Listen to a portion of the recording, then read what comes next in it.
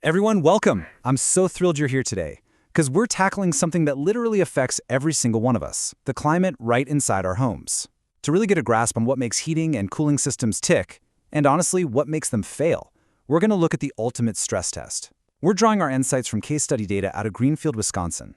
If you want to know just how far an HVAC system can be pushed before it breaks, you have to look at a place where the weather aggressively tries to destroy it. Let's dive in. Now picture this. It's 2 a.m., middle of a brutal freeze or a blazing heat wave, and suddenly, your system starts making this horrible clanking noise. Your heart just sinks, right? It's basically the ultimate homeowner dilemma. You immediately ask yourself, do I throw money at fixing this thing, or is it finally time to just bite the bullet and replace the whole shebang? Today, I'm going to equip you with the actual formulas and industry secrets that the pros use to answer that exact question. No more guessing in the dark. Well, 15 to 20 years. That right there is the ticking clock on a well-maintained furnace. It's just the baseline reality of home ownership, you know? If your system is creeping up on that second decade, you're kind of playing a high-stakes game against the elements.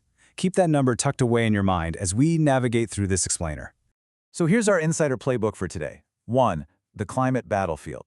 2. Anatomy of a breakdown. 3. The golden HVAC rules. 4. The replacement reality. And finally, number 5, the professional standard. Let's get right to it. Section 1. The climate battlefield. To understand why this equipment fails, we really got to look at the environment attacking it. In Greenfield, Wisconsin, it is the perfect example. Just look at the combo of factors here. You've got sub-zero winters forcing furnaces to run absolutely non-stop for weeks on end. Then you flip the script. Summer rolls around, and you're battling 80% humidity that just chokes air conditioners. But get this, it's not just the weather. It's what the weather is hitting. You've got these vulnerable 1960s and 70s split-level ranch homes with aging architecture that was just never designed for modern efficiency standards. It's like the house and the weather are literally teaming up against the HVAC system. Plus, there is a hidden enemy right under your feet, the freeze-thaw effect. When the ground freezes and thaws, the soil actually expands and contracts. This ground movement literally shifts and pulls apart the older ductwork hiding down in your crawl spaces and basements. So before the air even makes it to your living room, it's leaking right out into the dirt. Add in those wild temperature swings in spring and fall that force your system to constantly cycle back and forth between heating and cooling, and man, you're just wearing out components at an incredibly accelerated rate.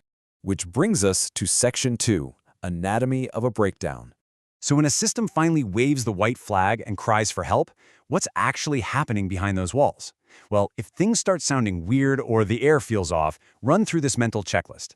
Capacitor failure is super common. These are the unsung little heroes that kickstart your compressors and they just fry in extreme heat or cold. Then you've got blower motors, which get totally exhausted from constantly running all winter long. You'll see thermostat malfunctions wasting energy, and refrigerant leaks. Actually, if you ever see ice building up on your indoor coils, that's almost always a refrigerant leak, and if you ignore it, it can completely destroy your compressor. Now, I really need to pause here and be crystal clear about this specific failure. Years of extreme heating and cooling cause serious metal fatigue, and that can lead to a cracked heat exchanger. This isn't just a simple fix, and you absolutely cannot put it off. Why? Because a cracked heat exchanger allows combustion gases, including deadly carbon monoxide, to leak directly into the air your family is breathing. If a technician finds a cracked heat exchanger, that requires an immediate furnace replacement. No questions asked. Safety absolutely has to come first. Moving right along to Section 3, the golden HVAC rules. So how do you actually make smart, unemotional decisions about this equipment? Well, write this down, because this is your ultimate empowerment tool, the $5,000 rule. Here's the formula. If your quoted repair cost, multiplied by the age of your system in years, is greater than $5,000, you should replace the system instead of repairing it. This simple math is basically your armor against making a panicked, super expensive mistake when your furnace dies in the middle of the night.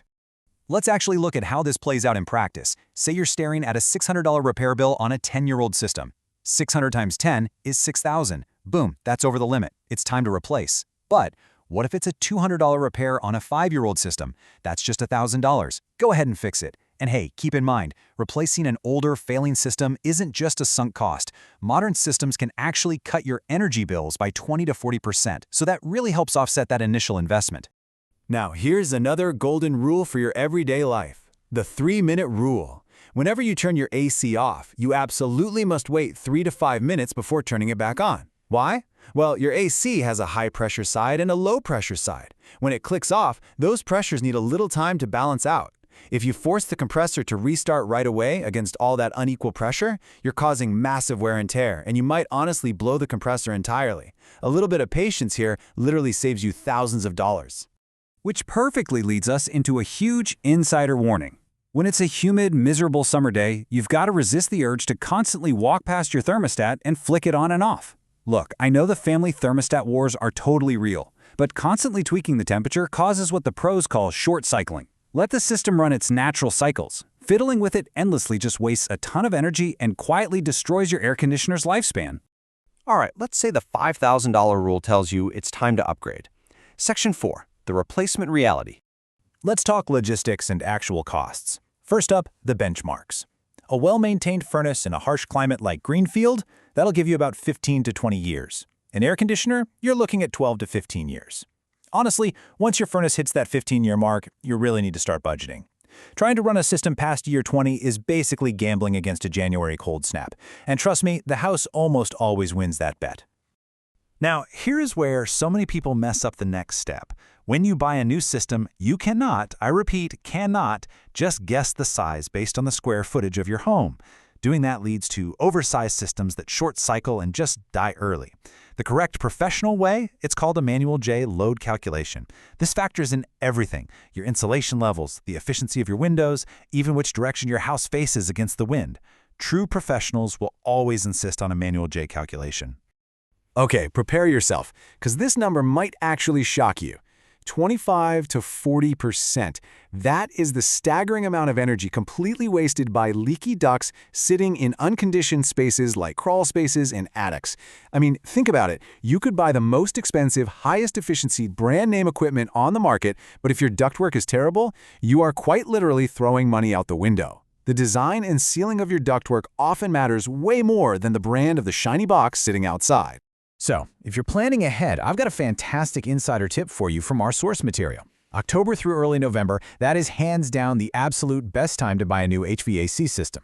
It's the shoulder season. Contractors are totally done with the brutal summer rush, but those frantic, middle-of-the-night winter furnace failures haven't kicked in yet.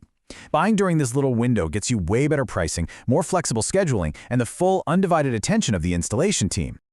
And that brings us to our final section, number 5, the professional standard. What should you actually demand from the contractor who shows up at your door? Well, an honest, no-pressure service call should look exactly like this simple 3-step process. Step 1, clear contact and dispatch. Step 2, thorough diagnosis followed by flat-rate pricing approval. Basically, they need to tell you exactly what it'll cost before they even pick up a wrench. And Step 3, the actual repair and testing of the system while you're right there watching. If the process feels infinitely more complicated or super high pressure than this, you might just have the wrong contractor. Furthermore, you've got to demand these specific, hard standards. Beyond transparent pricing, your technician must be EPA Section 608 certified, especially for modern refrigerants like R410A. They absolutely must pull permits and comply with the International Mechanical Code. And they need to perform a really thorough combustion safety analysis to ensure no dangerous gases are leaking. Just remember, your standard homeowner's insurance rarely covers HVAC repairs from normal wear and tear. You are paying out of pocket here, so professional compliance isn't just some fancy luxury. It is highly critical to protecting your investment and your home. So, we've walked through the climate battlefield, the math behind repair versus replacement, and the pro standards you absolutely deserve. I'm going to leave you with this to chew on tonight. Go take a look at your thermostat. Listen to the hum coming from your vents. Run that $5,000 rule through your head. Is your system genuinely ready for the next deep freeze? Or are you just gambling on borrowed time?